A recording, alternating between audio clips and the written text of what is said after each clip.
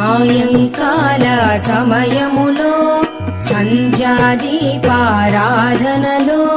వచ్చును తల్లి మహాలక్ష్మి, వచ్చును తల్లి వరలక్ష్మి. కాళ్లకు గజ్జెలు కట్టింది, మెడలో హారము వేసింది, పిలచిన వెంటనే పలికింది, అడిగినదంతా ఇచ్చింది. సాయంకాల సమయములో సంధ్యాదీపారాధనలో వచ్చును తల్లి మహాలక్ష్మి, వచ్చును తల్లి వరలక్ష్మి.